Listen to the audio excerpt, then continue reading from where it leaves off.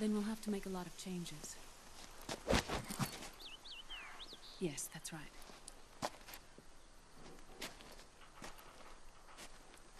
We'll need another go at it. That won't be a problem. Uh-huh. Yes.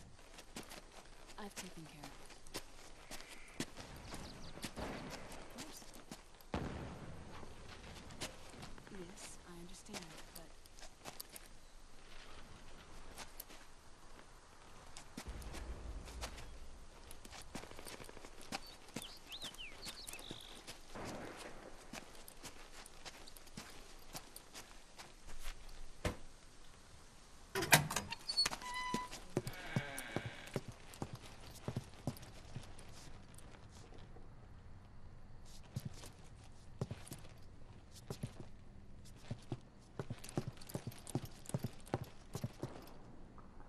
Yes, the next test. Naomi. And things on your end? I see. We're on schedule here as well. I know. Me too. Until then.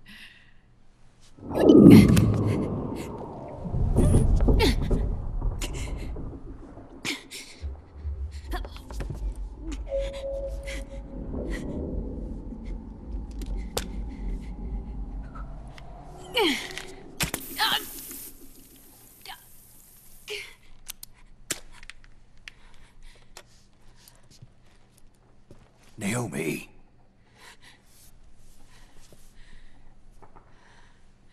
Snake. I knew you'd come. You and I, neither of us can escape our fate. I haven't seen you since Shadow Moses. How long? 10 years? 9. And Dr. Emmerich, is he with you? Why? I thought he'd be the only one able to open the mail I sent. Not many people could recognize 4D sound data in a Soliton radar file. How is the good doctor? Otacon's fine. He's the same as ever. Otacon? I see. Who were you just talking to? Liquid. Although I suppose he's really Ocelot, from a medical standpoint. I thought he was here. He's not, at the moment.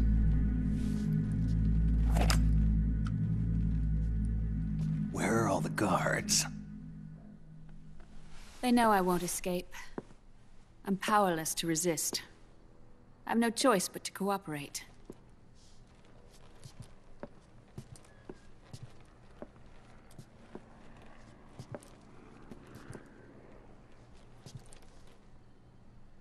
Naomi. What happened in the Middle East?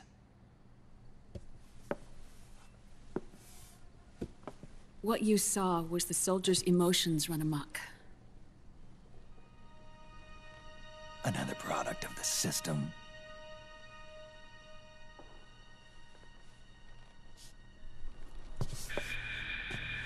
You don't trust me? I'm not sure yet. And if I answer your question? Let's hear it first. Liquid... We thought the SOP was an ID control system designed primarily to maintain order and control in battle. And we were right. But only partially. SOP had another function. To control people's senses.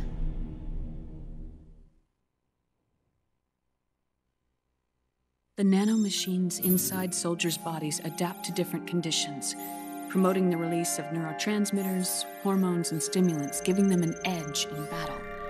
They can create an artificial combat high by releasing endorphins at the same time a soldier kills an enemy. Or they can suppress hormones to neutralize the soldiers' emotions, prevent them from panicking and engaging in friendly fire or needless massacres. It's all controlled by the system's core AI. It artificially controls the soldier's pain, emotion, senses. In other words, the essence of his being. The skyrocketing demands of the war economy have fueled the demand for more soldiers and more fighting. This in turn led to the development of technologies to rapidly improve their combat abilities and control their actions. The system ensures a steady supply of battle-optimized soldiers at a minimum of cost. But you, of all people, must understand, Snake, that unlike combat technique, a soldier's senses can't be taught. They must be earned through experience. Does this have something to do with that test of yours? The goal was to release the soldiers' nanomachines from the system, but we didn't know about the mental control. And the nanomachines went berserk? No. Our test was a success. At least it confirmed our hypothesis at the time. Just as we predicted, the nanomachines stopped functioning, and the PMC soldiers were freed from the grips of the system. But the moment the system stopped, all the pain and fury and sorrow, all the trauma and stress, all the hatred, regret, guilt, all the sensations that had been suppressed were unleashed within their hearts. Their memories, unlike their senses, weren't erased. Each enemy soldier they'd killed, each lost comrade, each threat of violence against the innocent, every act of war they'd committed was etched firmly in their hearts. In suppressing the user's mind, the nanomachines exact a heavy burden on his heart. The user's body rejects the nanomachines. This reaction must then be suppressed with drugs. Before the user knows it, his mind is in complete shambles. Snake, remember Frank? Frank Yeager. Gray Fox. They twisted his body for their experiments and nullified his broken heart with nanomachines. SOP has taken it even further and applied it to living human beings. The sins of war these soldiers carried inside them returned to assault them in the form of unimaginable shell shock. The meaning in the system may have changed, but the battlefield hasn't. Until that point, war was like a game to them. And then suddenly, reality came crashing down.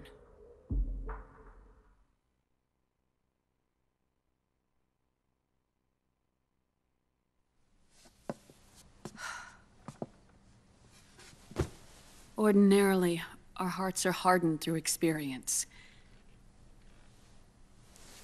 Even the most grizzled veterans live with an inescapable guilt they've had to overcome bit by bit through the years. And even then, it never truly goes away. For a mind lacking that essential experience, it was simply too much to bear.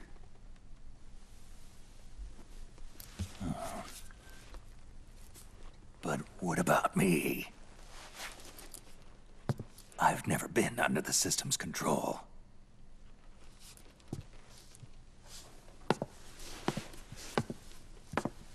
That's why I want to examine your body. You need to know too.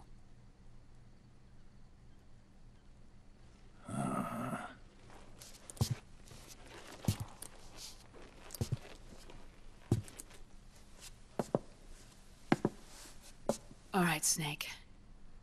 Undress. Snake, what's gotten into you? Hurry up.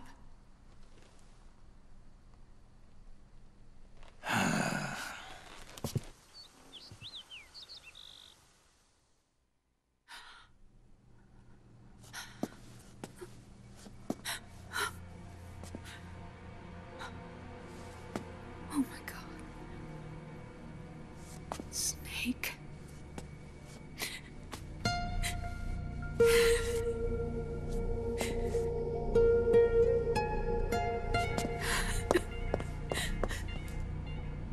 All right, let's just get this over with. Yes. Of course. I'm sorry.